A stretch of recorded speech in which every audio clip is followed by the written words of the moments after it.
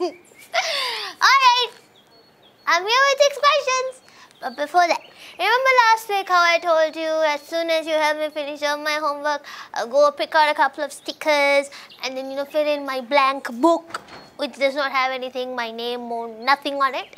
Well, I did it. I did exactly that. And this is what I came up with. It's so pretty.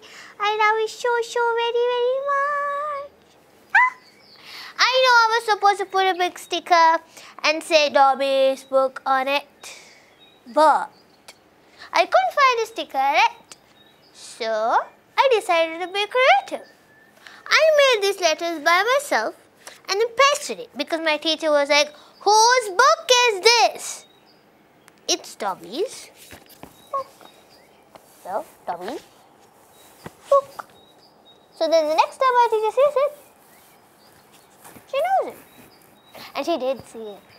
She was happy. She was laughing. Also, I wanted to paste a picture of myself right here to show them who I am. But then again, I couldn't find a decent picture of me. So I decided to put a question mark. I wanted to put a red question mark, but then I thought maybe after seeing my red question mark, my teacher might end up being a little bit crossed with me. So I decided to come up with a very colorful one. Colorful question mark. So yeah, that's my book. That still doesn't, mean that I have less questions. I still have 6 questions, so we better get started. Okay. Question number 1. True or false? There are only 4 words in the English dictionary, in the English language with ends in D-O-U-S. I'll repeat. There are only 4 words in the English language which ends with D-O-U-S. Is it true or is it false? Only 4 words, right? So you could have tremendous, stupendous, hazardous, and there's supposed to be one more. I know there's one more, but it doesn't come to my head. But I know it's the correct answer. So I'm going to go with true. And hopefully I'll remember the other word. The answer is True.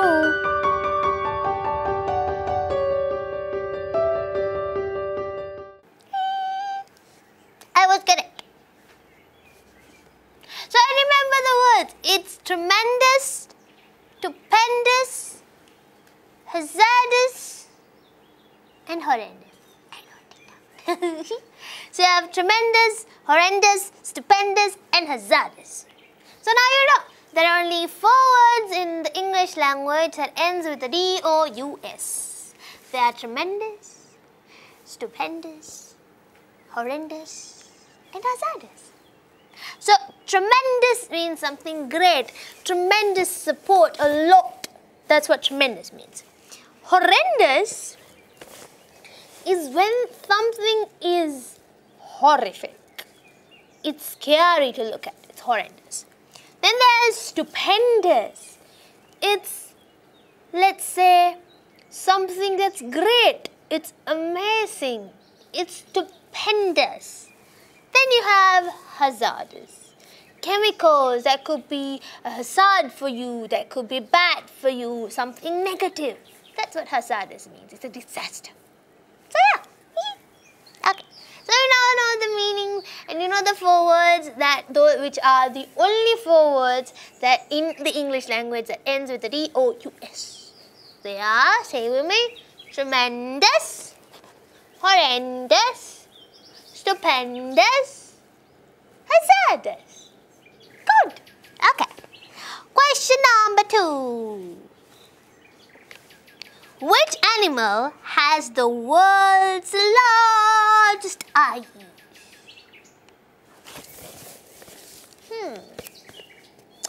Large eyes. Maybe I could come up with a pair of glasses, not these ones, but a separate pair of glasses which have like those bottle lenses which make my eyes look huge. Would that make me have the largest eyes in the world? Probably, but it won't count. Since it's because I have the glasses. Otherwise, my normal eyes look like this. So, that could be the reason. But still, they're asking about an animal. We have options, so we should not delay. Option number 1, the giant squid. Option number 2, the blue whale. Huge. And option number 3, an elephant. Elephant has tiny eyes. These are tiny, cute little eyes. Right, next to its long and huge trunk, the opposite size. That's an elephant. And you have the blue whale, also the same scenario. It's huge, but it has tiny eyes. So it's not option B or C. Option A though, the giant squid. The name means it's huge and it has huge eyes. So I'm going to say the answer is option number 1, the giant squid. The answer is The giant squid.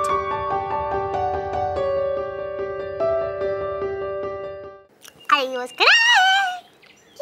Okay. So the giant squid is huge. He's huge. He's a deep sea animal, deep ocean animal, and he's called a sea monster because he's huge. And it rather, is the second largest molluscus in the world. And did you know, when I say a squid, not just any squid, the giant squid is the animal with the largest eyes in the world, you must be wondering, okay, so tell me how big is its eyes? First of all, we get this in. You get a circle, right? Now, say, you get a circle right around here. This is the middle point, and these are the two edges of the circle. Okay. Now, you have the radius, right? From the middle point to the corner of the circle is called a radius. Now, from one corner to another, passing through the middle, is a diameter. Is it correct? Yes. So from here to here, this part is diameter. Now, assuming that the squid's eye is a circle, the length from one corner of the circle to the other corner of the circle is 10 inches. Imagine how big those eyes are. Our eyes say wait, how big are our eyes? From here to here. This much.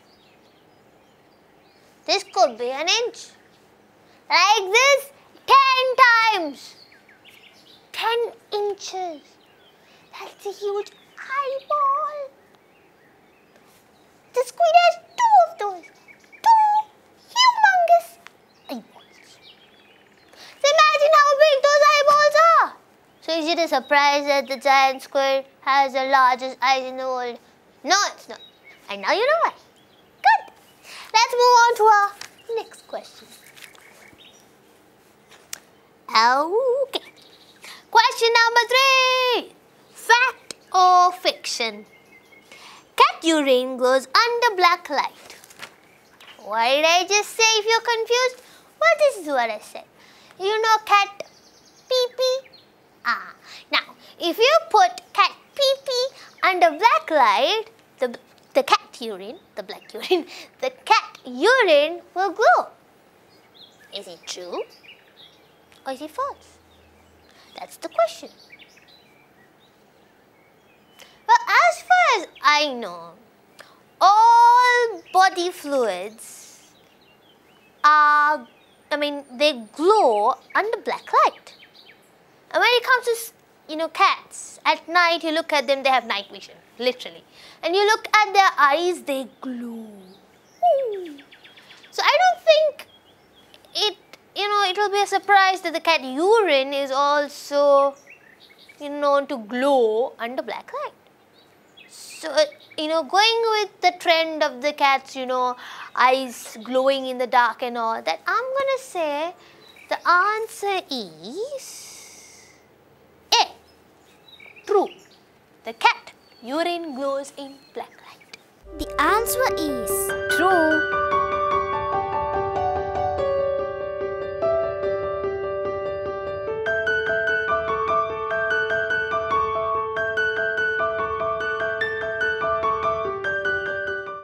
It was correct.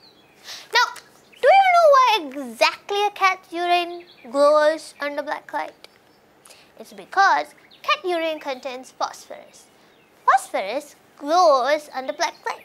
So when phosphorus is there in cat's urine, cat urines glow as well. Now, we spoke about a lot of cats, didn't we? Cats, the giant squids, and there's more animals we're supposed to talk about. But always remember, animals are another type of living beings. So just like you like to be treated with love and kindness and comfort, animals also need the same. So, when you see an animal anywhere around, just be kind to them. Be loving, be caring. If you don't do that, and you go and poke around, annoy the little beast, and you try to, harm him, oh, you, my friend, are going to get in a lot of trouble. No, I'm not going to do anything. The animal's going to do something. That being said, do not try and go pet a lion, okay? That's not going to work. You have to stay in your zone, and from your side, show love and comfort. Don't go try to mess with that huge lion. Understand? Okay. With that, I need to go to the washroom.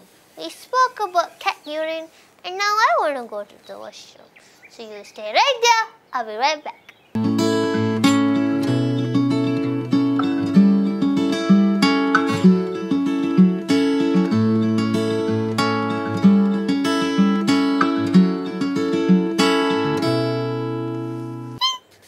Hello, I'm back.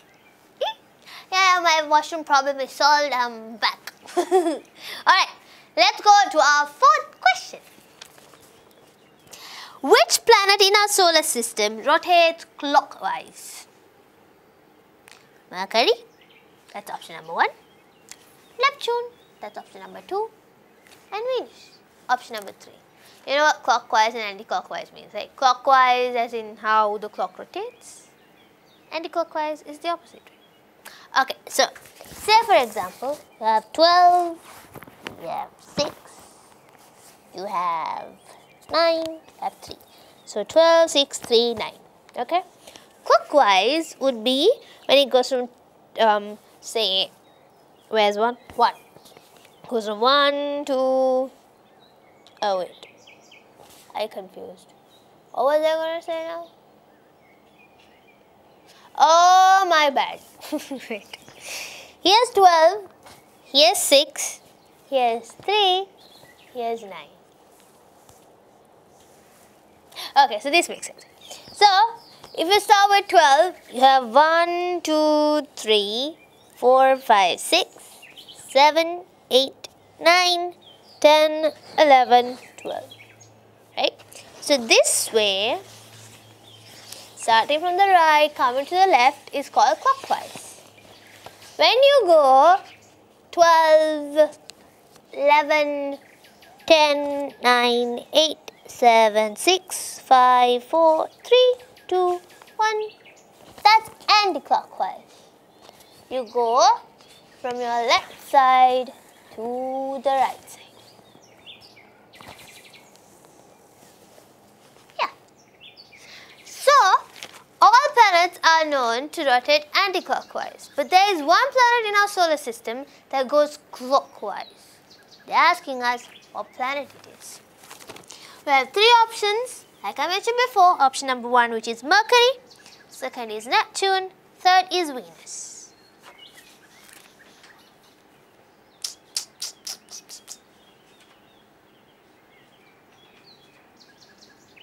Venus sounds quite rebellious, don't you think? There's Mercury, there's Mars, there's Jupiter, there's Saturn, there's Earth, and then there's Venus. Venus sounds very rebellious.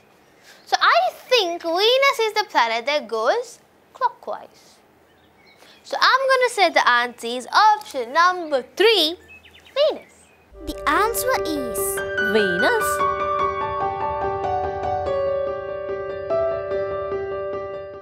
Told you it was Venus. Okay, just a quick reminder for all of you. These are our planets in our solar system in its order from the sun, starting from the sun. So you have the sun, which is not a planet, but you're starting from the sun and going further, okay? So first you have Mercury, then you have Venus, you have Earth, you have Mars, you have Jupiter, Saturn, Uranus, Neptune, and planet 9. We used to have Pluto being our 9th planet, but you know, recently, a few years back or so, Pluto was known as a dwarf planet. It's not technically a normal full-size planet, it's a dwarf planet because it was rotating based on Neptune's gravity and it swifted away from our solar system, and that's a big story and for another way. So, Pluto is not a planet in our solar system, it's not the 9th planet, it's a dwarf planet. So in its place we have planet 9. Scientists still haven't proven the existence of planet 9, they haven't captured pictures or anything like that, but it is said that there's something called planet 9, just letting you know. All of these planets rotate around the sun anti-clockwise except Venus. Good. Okay. We have the question which is the one before the last. Question number 5. Where does a tiger have its stripes? In its skin? Or is it a fur design? I have the answers. Option number 1, skin. Option number 2, fur. Option number 3, both. Is it the skin, fur, or is it both? Tiger has a lot of stripes. Agreed? Agreed.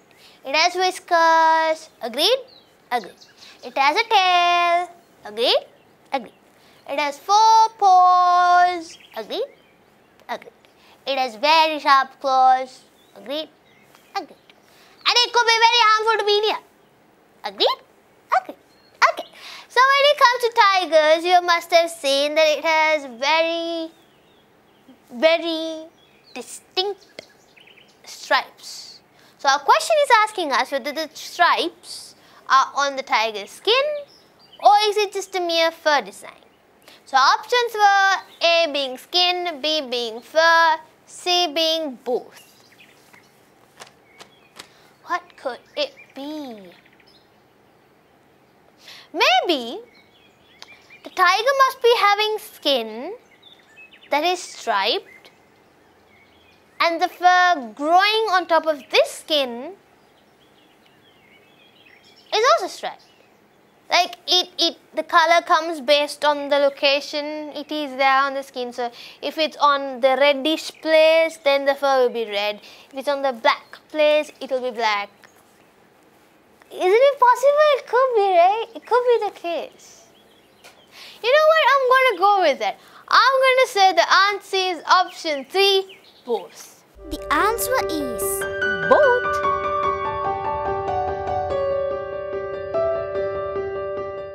See? My guesses are correct. Alright, so the answer was option number 3, both the skin and the fur. Alright, listen up. The tiger is the largest amongst the cat species. Most recognizable for its vertical stripes on reddish skin, as in fur, with yellow undersides. So, you know, you have black stripes on reddish skin. That's how you know it's a tiger. So, you have the red skin and then you have the black skin, the black stripes. And then you have the red fur on the red part of the body and you have the black fur in the black part of the body. And of course, the downside of the tiger is yellow. Okay, so now you know about the tiger, so you know when to spot one. You've seen one, probably in pictures, you must have seen some in the zoo. Now you know exactly what is going on with their striped skin and fur. Alright, let's move on to question number 6. Alright, the following are respectable individuals in Sri Lanka. Match the names to the picture. Oh, this picture, by the way. First option, Mr. Martin Wickramasinghe. Option number 2, Professor Edirivira Sarachandra. Option 3, Mr. Mahagamasekara. Who could it be? Could it be Mr. Martin Wickramasinghe? Or could it be Professor Edirivira Sarachandra?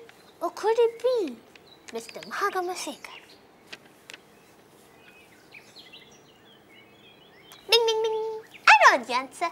The answer is option 3, Mr. Mahagamasekara. The answer is Mr. Mahagamasekara.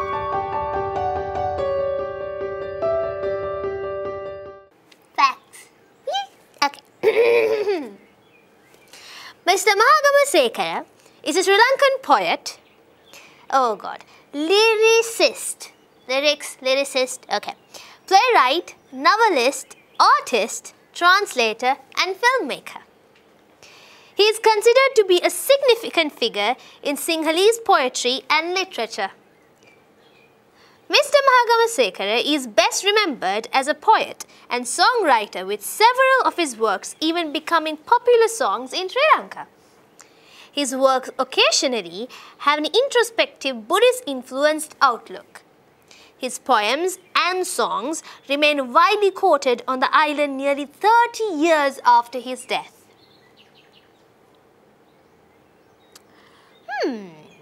So, Mr. Mahagamasekara was born on the 7th of April 1929 in Colombo. Wow! In 1929. And he passed away in the 14th January 1976. 14th of January 1976. Wow! That's amazing.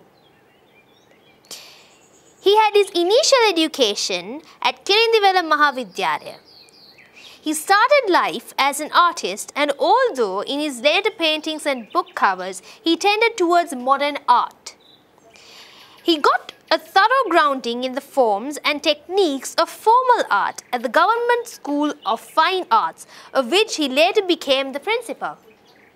Thus, at a young age, he was exposed to new ways of looking at the world and perceiving reality, which, combined with the folk culture of his inheritance in a typical village, gave his particular strength to his world view. Oh, there's more. Mr. Sekara started his doctoral studies at Vidyodhara University of Ceylon in 1974. His thesis on Sinhala